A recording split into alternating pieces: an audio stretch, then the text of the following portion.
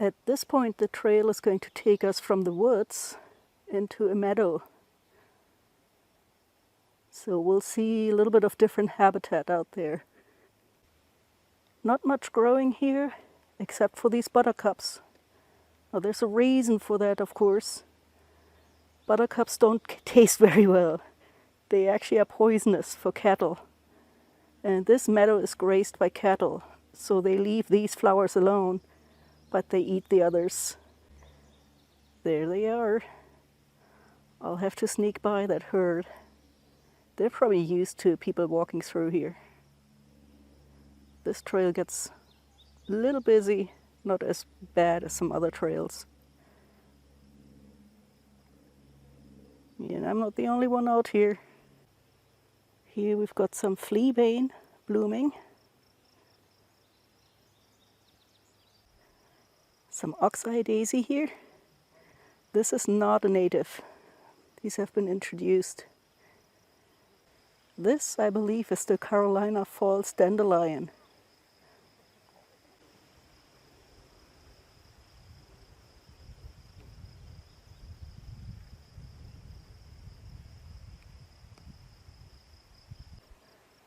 They're all lined up.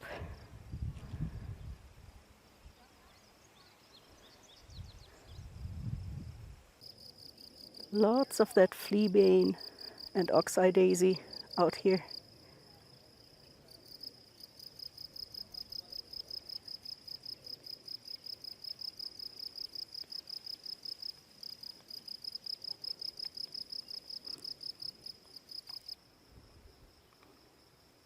Now there's a few plants coming up along the trail here that will still bloom later in the summer.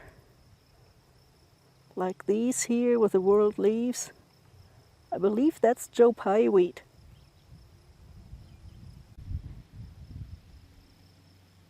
It's easy to get lost here on the meadow, so they put these helpful trail markers up so you know where to go. Now here the trail is a little bit more obvious again and heading back into the woods. We've got quite a bit of yarrow blooming here in this section. So yarrow makes these very dissected leaves. They almost look like fern leaves. We've got quite a bit of jewelweed in this shady area, and they're making flower buds. So still not quite sure what this is, but I'm guessing maybe the yellow one. Yep, we got the first bloom.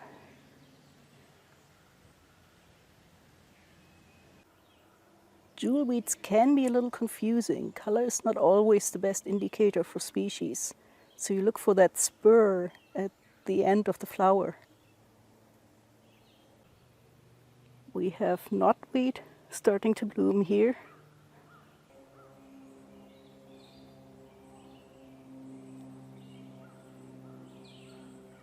Now here's yellow wood sorrel. We saw the white one earlier. This one blooms yellow. Another stretch of meadow here. Now it's back into the woods.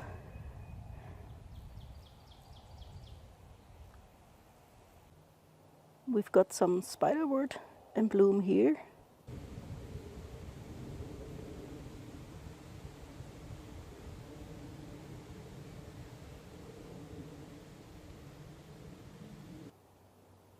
Here's more of that yellow wood sorrel blooming.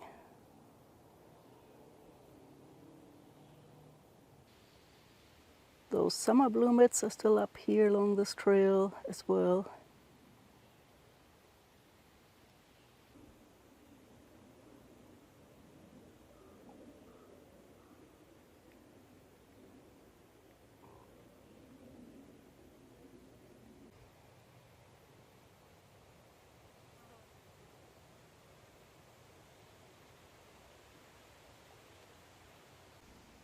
Here we've got some woodland stonecrop. This appears to be done blooming for the year. Here it looks like we have some lyre-leaf sage making seeds.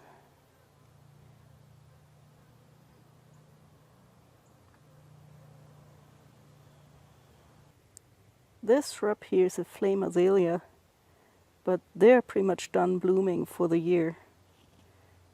We see a little bit of the leftovers of the flowers still on there, but they're pretty much done. We've got some bright red flowers back there in the woods. That looks like fire pink. Again, their color makes them really stand out. You can see them at a distance. Unless, of course, you're colorblind, but that's not an issue for the hummingbirds. Birds have excellent red-green vision.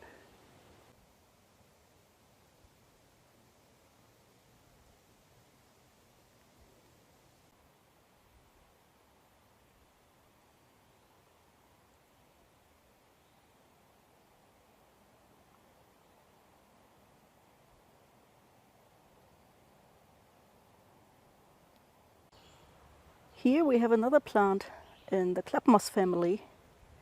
That is running cedar. And again, it's a relative of the ferns, not actually a moss. It has a very interesting pattern and makes long runners. So you see big patches of it usually. You can see how these plants are all connected in a row.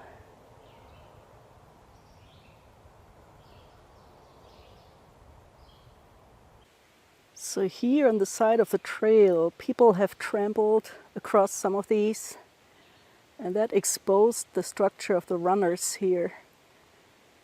So that's the stems.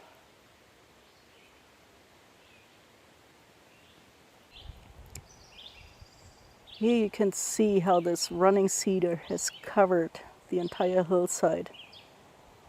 It's pretty much all over here. Nice ground cover, but extremely difficult to establish in your garden because it needs specific fungi, mycorrhizae, to complete its life cycle.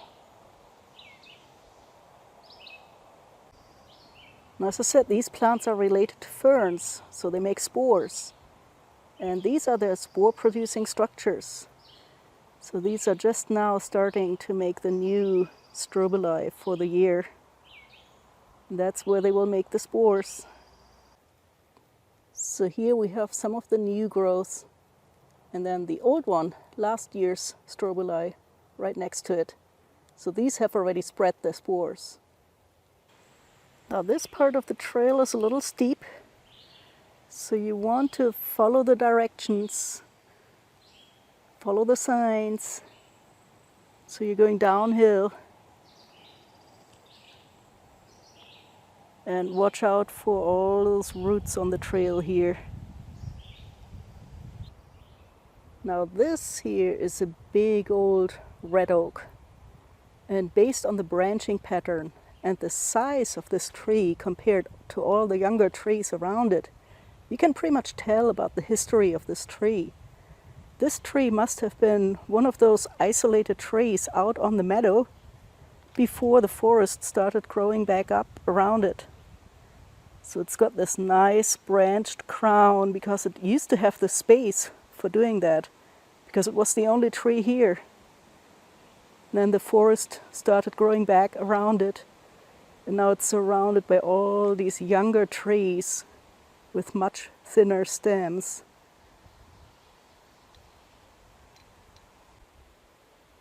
So these are sometimes referred to as wolf trees.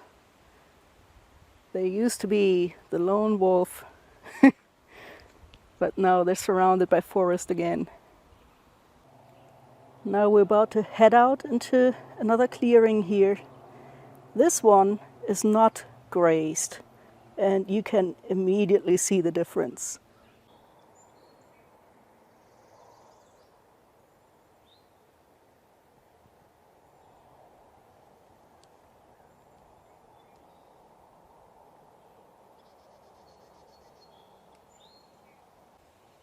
Again, we have those ox-eye daisies.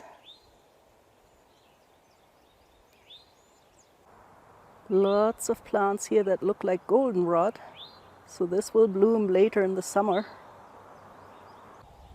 And the milkweed is getting ready to bloom here.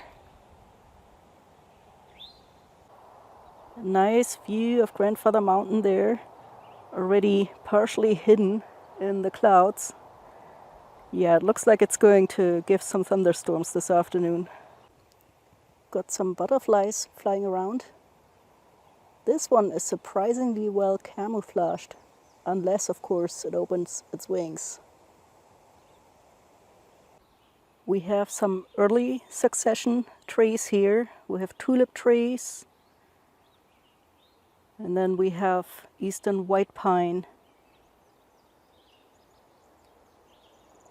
So these trees are one of the first to colonize these meadow areas.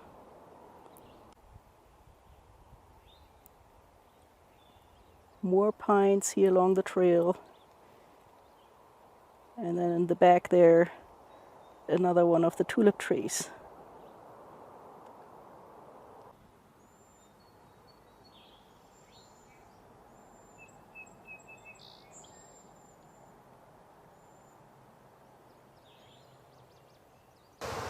So here we are at the end of the trail, back on the parkway. We'll need to cross the road. Yeah, parking lot has filled. So if you want to be out there in the woods by yourself, you have to go early. One more here on the parkway. Found some blue-eyed grass. Look how pretty. And we've got some elderberry in bloom here.